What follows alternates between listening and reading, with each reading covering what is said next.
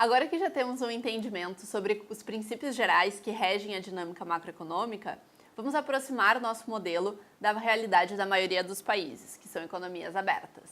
Ou seja, vamos relaxar a nossa premissa de uma economia fechada e analisar as implicações macroeconômicas da abertura para as relações com o exterior.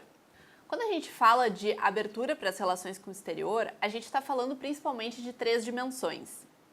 A dimensão da abertura do mercado de bens, ou seja, da capacidade que os consumidores e as empresas vão ter de escolher entre produtos nacionais e produtos estrangeiros. Da dimensão do mercado financeiro, que vai estar relacionada com a abertura da conta capital e financeira do balanço de pagamentos, de maneira que os investidores vão poder diversificar o seu portfólio entre ativos nacionais e estrangeiros. E a dimensão do mercado de fatores, ou seja, da produção, que vai estar relacionado com a liberdade que as empresas vão ter para escolher aonde elas vão produzir e dos trabalhadores aonde eles vão querer trabalhar. Isso vai estar muito relacionado com os acordos de integração econômica, como a União Europeia e o Mercosul, por exemplo. Nesse módulo, a gente vai focar na primeira dimensão, que é a abertura do mercado de bens.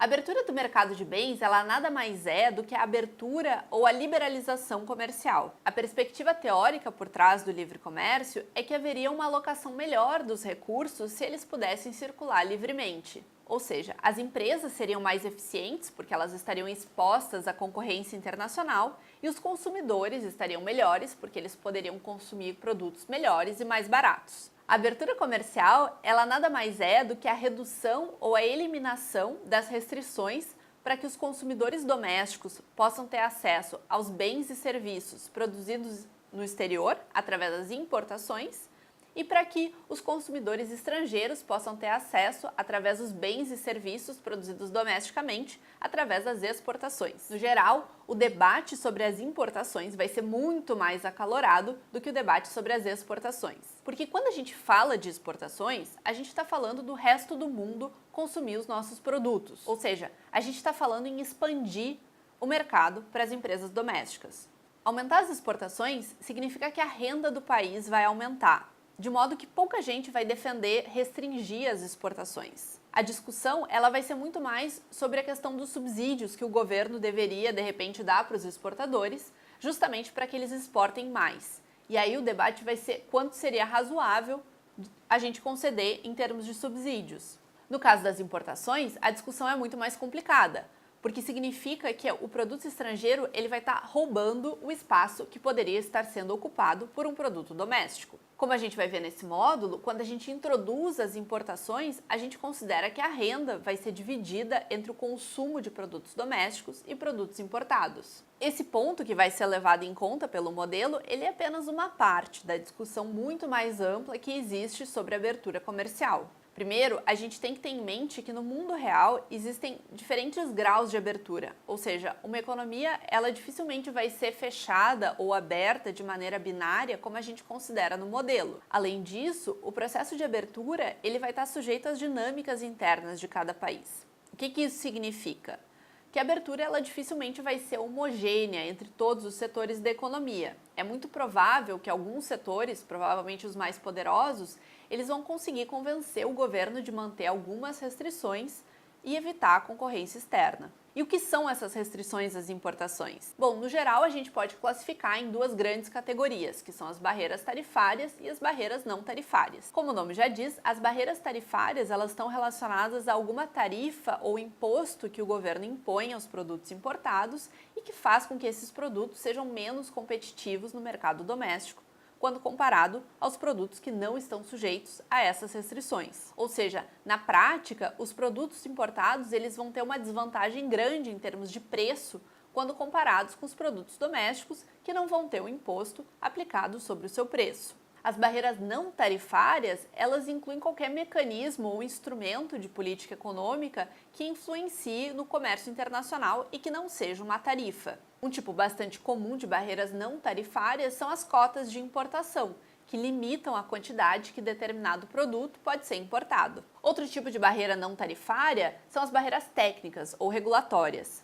Essas barreiras, elas podem ser impostas caso o governo considere que determinado tipo de produto possa causar um dano à sociedade, seja a saúde da sociedade, seja a saúde dos animais, seja o meio ambiente, até a segurança nacional pode ser invocada como uma justificativa para impor uma barreira não tarifária. Talvez você se lembre que em março de 2017 teve a Operação Carne Fraca da Polícia Federal, que investigou irregularidades comerciais cometidas por frigoríficos no Brasil. Esse escândalo fez com que alguns dos principais importadores de carne do Brasil, como a União Europeia e a China, anunciassem restrições temporárias à entrada de carne brasileira em seus territórios até que as investigações fossem concluídas. Esse é um exemplo de barreira não tarifária que foi imposta às exportações brasileiras, ou seja, os outros países eles simplesmente pararam de comprar os produtos brasileiros porque julgaram que poderia causar um dano aos seus consumidores. Ainda que fosse em última instância um problema privado, ou seja, das empresas exportadoras de carne, o governo brasileiro se mobilizou imediatamente para tentar reverter a situação, porque o impacto da queda das exportações na economia, que já não andava lá essas coisas, era temerário. Então, naquela época, o presidente e o ministro da Agricultura se encontraram com os embaixadores para tentar reverter a decisão dos importadores e restabelecer a confiança com relação à carne brasileira. Naquele caso, a situação foi contornada por conversas bilaterais do Brasil com os principais importadores. Mas quando a gente está falando de temas multilaterais de comércio, ou seja, quando a gente está falando de questões que afetam todos os países, a instituição responsável por mediar a cooperação é a Organização Mundial do Comércio, a OMC. A OMC é importante porque no comércio quase toda a negociação é feita em termos de reciprocidade. Ora, para um país exportar, o outro tem que permitir as importações. Se todos os países quiserem exportar e nenhum país quiser importar, a conta não fecha. Então, as negociações comerciais, elas normalmente ocorrem de maneira recíproca. Eu importo os teus produtos e tu importa os meus. Algumas exceções elas são feitas no caso dos países em desenvolvimento, quando os países desenvolvidos, às vezes, e apenas às vezes, aceitam fazer algumas concessões a mais pelo bem maior do crescimento e da redução das desigualdades internacionais. Outro motivo pelo qual a OMC é importante é porque ela vai julgar se as restrições impostas ao comércio pelos países são razoáveis ou não. Hoje em dia, o debate sobre as negociações comerciais ele ocorre muito mais com relação às barreiras não tarifárias do que com relação às barreiras tarifárias. Ou seja, antes a briga era muito mais sobre a redução das tarifas. Mas hoje em dia, quando o país quer restringir as importações, ele vai dizer que determinado produto não obedece a determinada regulamentação ambiental, que ele fere direitos dos animais, ou qualquer coisa que, por mais nobre que seja, muitas vezes é um bode expiatório para tentar restringir a concorrência contra os produtos domésticos. E esse é um ponto que a OMC vai atuar. Em momentos em que a economia internacional não vai bem, o aumento das barreiras ao comércio tende a aumentar.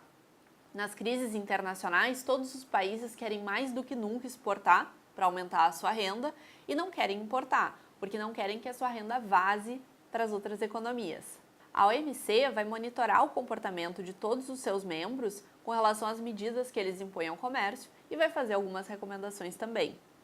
Ela vai acompanhar, por exemplo, o grau de abertura das economias, que é medido pelo coeficiente das exportações, que é a razão entre as exportações e o PIB. O Brasil é uma economia extremamente fechada do ponto de vista comercial, com um coeficiente de exportações de apenas 12%, contra 13,4% dos Estados Unidos, por exemplo, e 19% da China. Se a gente considerar economias menores, que vão ter um denominador menor, a diferença é ainda maior. A Holanda, por exemplo, tem um coeficiente de exportações de 84%. Bom, pessoal, o objetivo desse vídeo era fazer um parênteses antes da gente entrar na análise das economias abertas, para reforçar que no mundo real é difícil a gente ter uma economia fechada ou aberta na maneira como o modelo assume. Uma economia real, ela provavelmente vai estar em algum lugar entre os dois extremos teóricos e é importante levar isso em conta quando a gente fizer qualquer análise macroeconômica. Até o próximo vídeo.